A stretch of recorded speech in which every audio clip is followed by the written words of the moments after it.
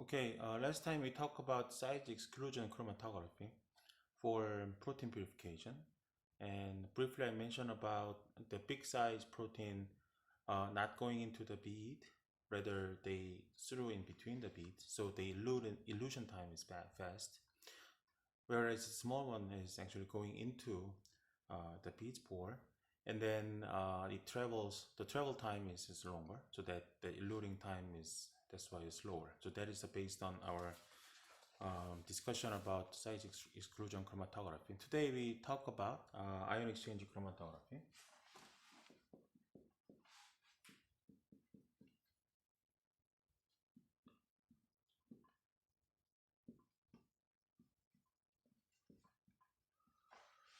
So basically the principle is that we have a bead. So the bead system is the same. So the bead has a certain charge.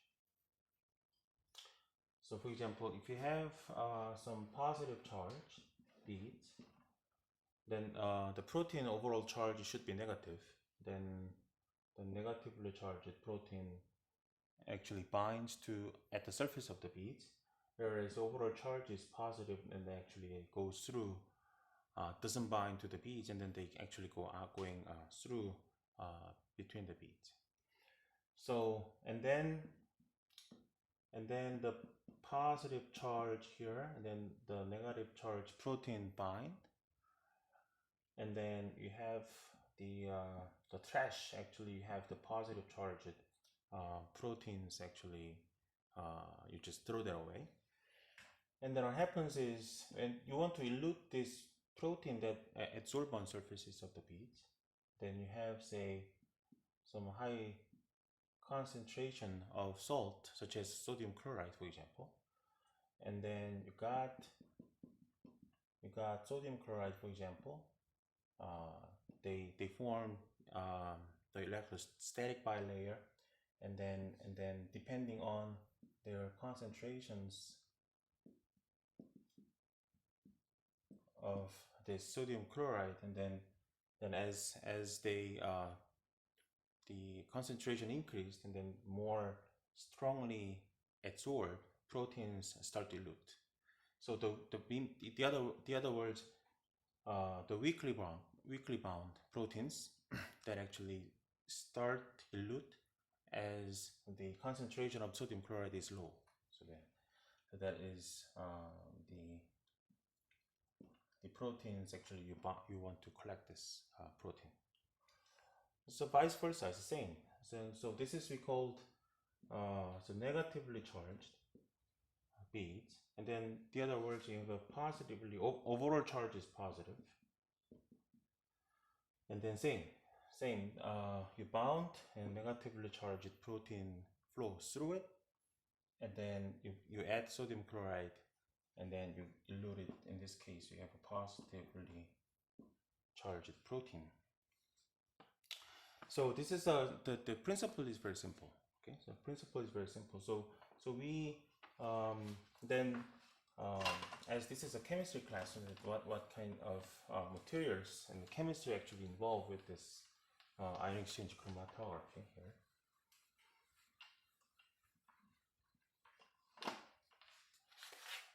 For the positive charge, so we call the DAEA.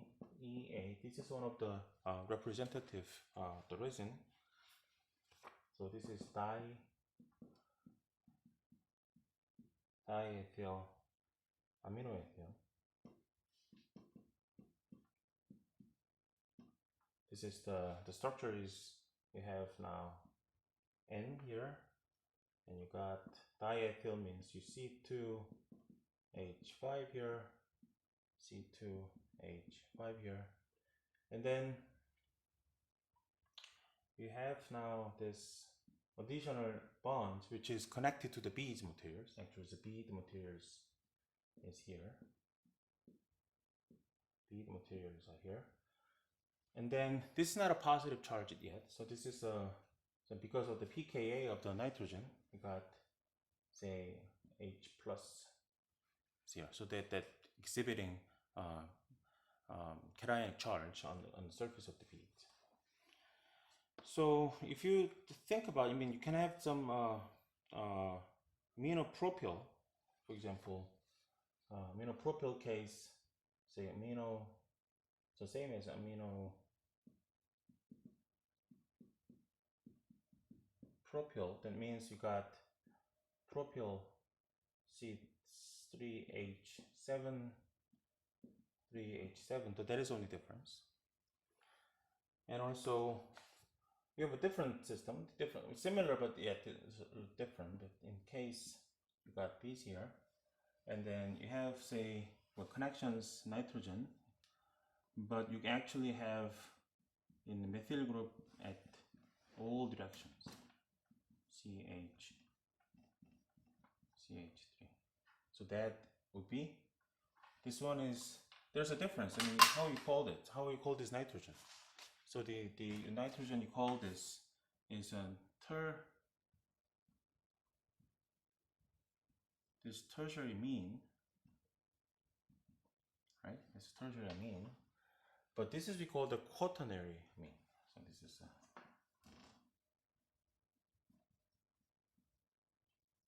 quaternary amine. That is a difference. So that is the same, seems to be similar in chemistry wise, but it's actually different. This we call this a tertiary amine. This is a quaternary amine. So this quaternary amine, the charge density, if you think about the charge size of the how strong this, if you think you can put this as positive here, so you can put positive here, but actually in water, their strengths of the cation strengths, I should say, cation strengths is different. So the quaternary amine is so larger. Their strengths, charge, I should say, charge strength of quaternary amine is larger than tertiary amine. So that is more positive charges. Their force of charge is stronger. So that means you have a protein with a negative charge. That means you have a much stronger binding of the proteins with a negative charge. Okay. So this, so that the quaternary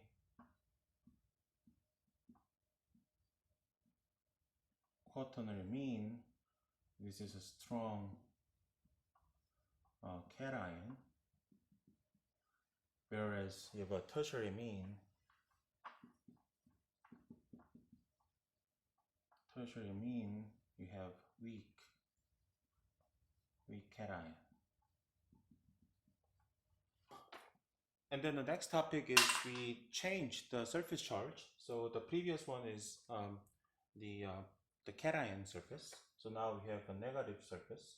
So we have first one is the carboxyl group.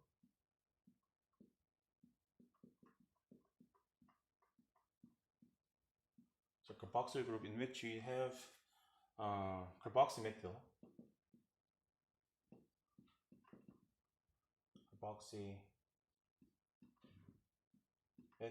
the structure is here. You have CH2,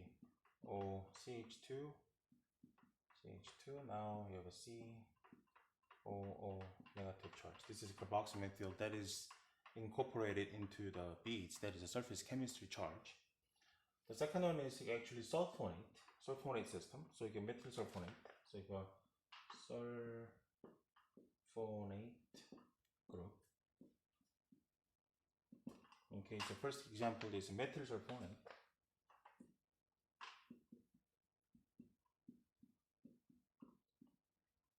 Methyl sulfonate. So you got here have the basically got CH2 and got then SO3 negative charge, and then this is the sulfonyl group. Yet another one is you have say CH2. Basically, this is similar, but is we have here we have oxygen here, but it's directly connected to the beads. So there's a difference. So this is not actually methyl sulfonate, but it's basically the key is sulfonate group, which exhibiting the anion charge group here. So the question is the previous case, the cation case, positive charge, that I mentioned to you about the quaternary amine group, its charge density, the charge strength, I should say. Charge strength is stronger than tertiary amine. Here is similar. You have sulfonate negative charge density is stronger than carboxyl group. So this sulfonate here is in surface charge density, or you can say the strength of charge. Strength of charge is stronger here. So sulfonate is a lot stronger. So that's why you learn about some of the hydrogel case, for example, so, SDS, the page gel. So I explained about the hydrogel case that we have electrophoresis in previous case. When we talk about the size of the biomacromolecule, I think it's the class number 3. So in which we have the protein to make a page gel. Remember that you actually add the sodium potassium sulfate. This is sulfate group, so it's the same sulfate group actually. So this is a negative charge is stronger, that is a strong detergent.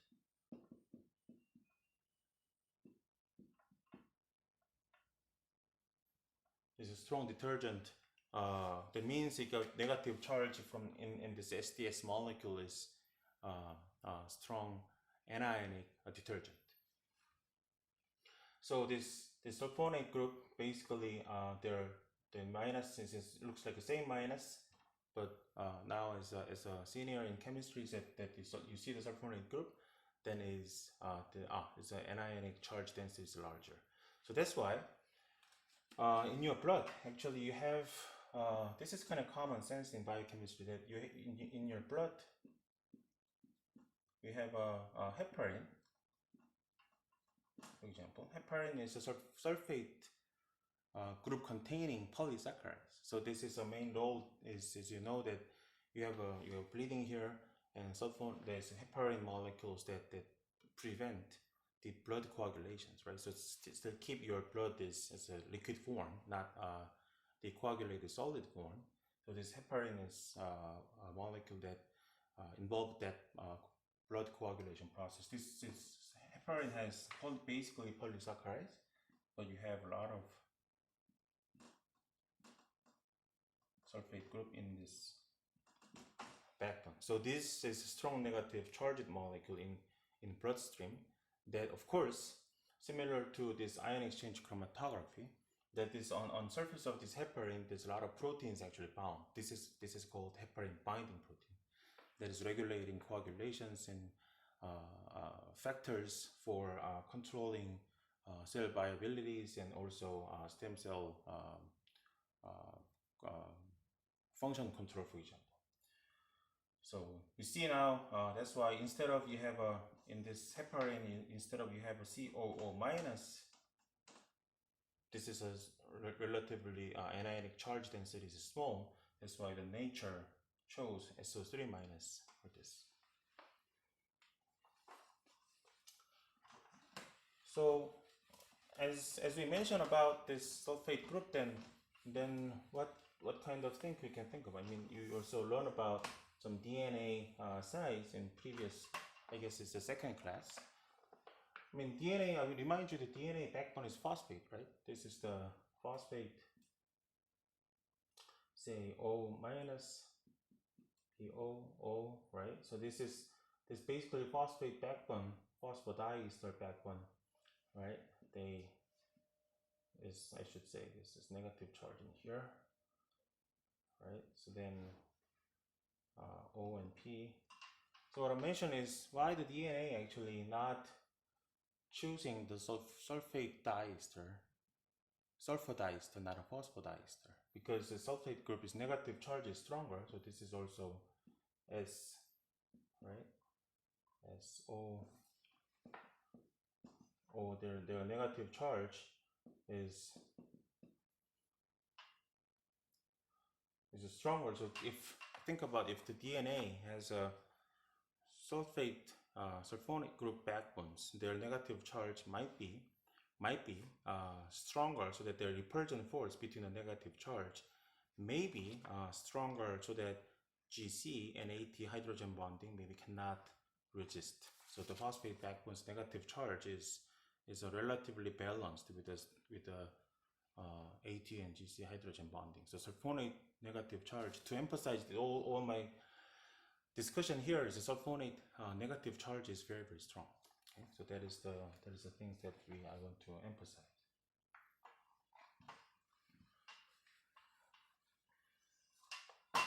So then now the next topic is the so we learn about first size exclusion chromatography and ion exchange chromatography. They're basically separating size and charge.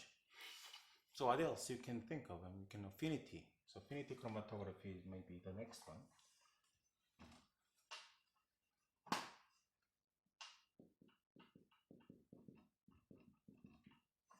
So this is affinity chromatography that we mentioned. So this affinity chromatography, there are a lot of the different types of affinity chromatography. But I want to explain only the most widely chosen, widespread technique, which is an NTA system. So NTA system. So that is basically you have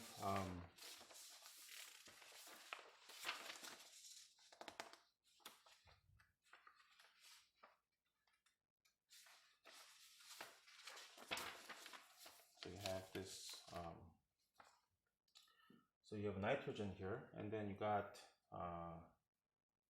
the resin is connected. So this is the micro size bead that I mentioned before. I mean, always the first class that when we talk about the gel permeation size exclusion chromatography, I show you beads, similar like beads here.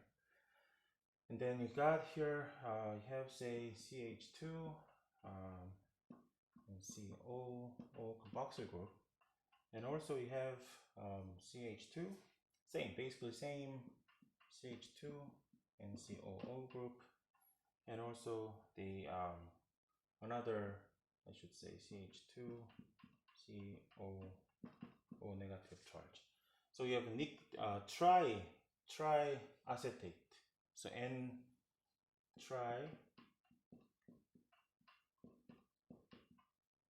acetate. This is acetyl group, right? So this acetyl group is triacetyl group in here. But thing is, you have a same transition metal. Transition metal, you have a nickel, for example. Then you have some coordination bonds with this carboxyl group here, and also you have the histidine. So histidine residues, and look like N in here, and you got this N is here. You have nitrogen. Got it here. Also, we got form. The drawing is really not good here, but you can probably understand about this coordination. You have a nickel is in center. You have a three coordinations of acetyl group, and then this nitrogen coordinations this is from the amino acid protein is a histidine. So this one, say if you have this resin that immobilized at the surface with a NTA group here, and then the protein, you have a protein you're separating, we're talking about the protein separation. At the end of the protein, or N terminus or C terminus, you put some array of histidine, typically the histidine 6. So 2 histidine binds 1 NTA.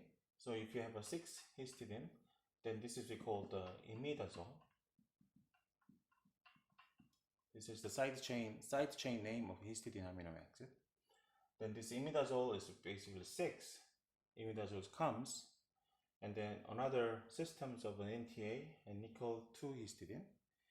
NTA nickel 2 histidine comes. They form 3 coordination bonds, which stable enough to bind this histidine 6 containing protein, specifically binds to this region.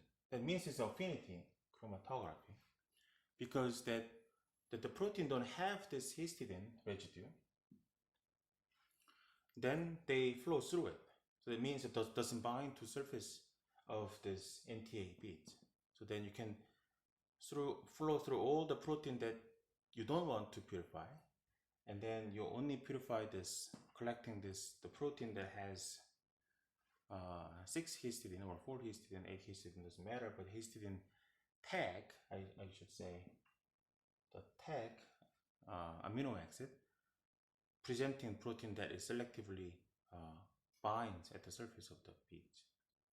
Okay, so this is also a technique that you can use. So previously we mentioned about the ion exchange.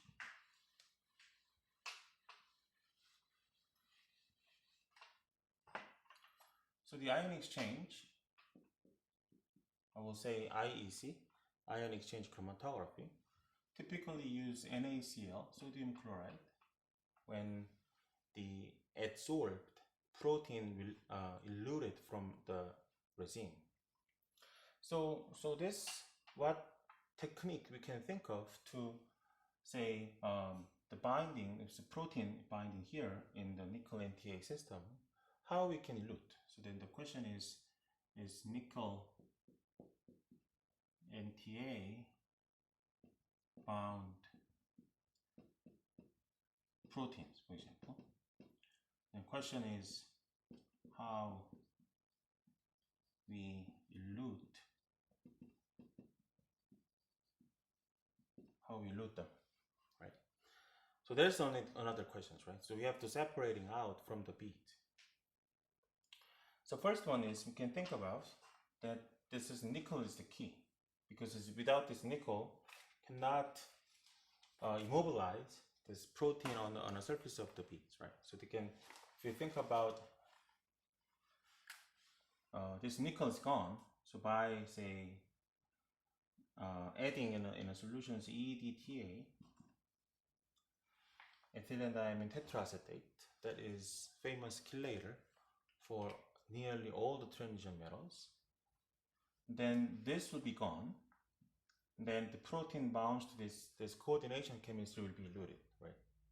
So that is another, this is elution method 1. So they will say the answer 1 is use EDTA. But there is another answer. I prefer the second method actually. The second method is use exit. Use exit means. What does it mean? Is coordination. In here, the exit means you have, say, this carboxyl group. If you put some exit environment, this beads, then you basically protonate it, and also you protonate it everywhere. So that means is nickel doesn't have the electrons, because the electrons are actually screened by this OH group. There's no unpaired electrons bound to participate in coordination bonds. So then this nickel has to be eluted, right? Because of the exit you added. Then this automatically this one protein formations by the coordination through the nickel ion has to be eluted. So that is the thing. So then the difference, actually, there's a difference that if you, I will delete this thing here because of the next explanation. So there's a difference between use EDTA or use exit. But the same result is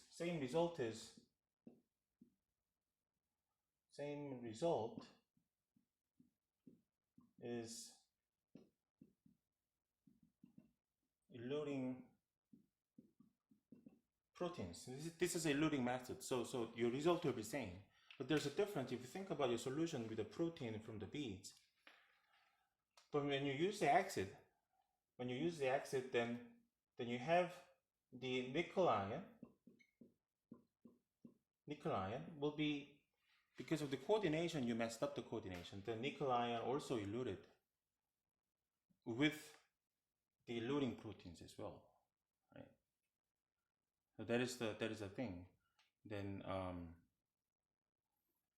you can think of, if you use the EDTA, then nickel is actually chelated form in the EDTA, right? So that is a big difference in the solutions that you have with the proteins.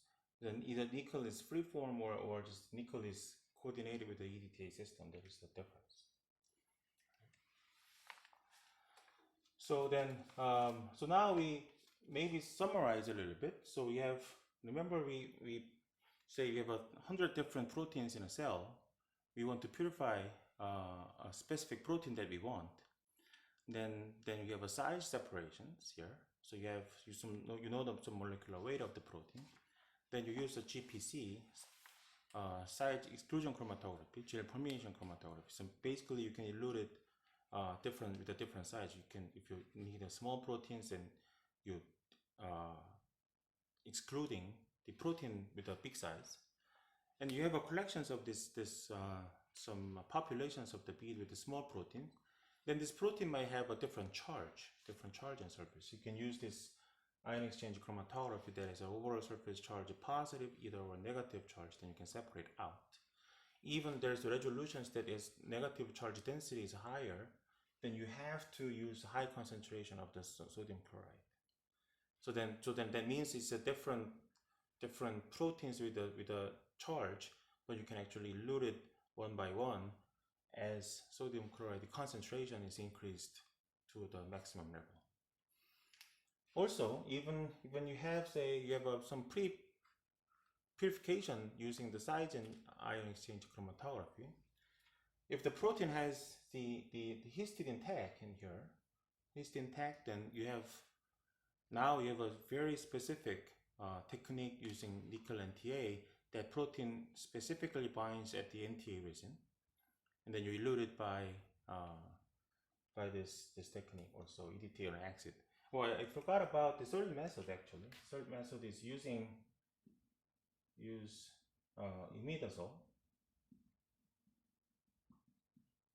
The imidazole is the side chain. This is, I mentioned about the side chain of histidine. So that means, imagine the structures that with the nickel and NTA, and you have two histidine comes in the coordination. So in the solution, you put the imidazole, and then you actually replace the structures of imidazole. So we have a nickel, and they form, remember, the nitrogen 5-member ring nitrogen.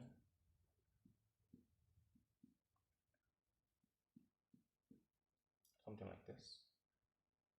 Remember this. Then this is imidazole ring. So you put a lot of concentration imidazole.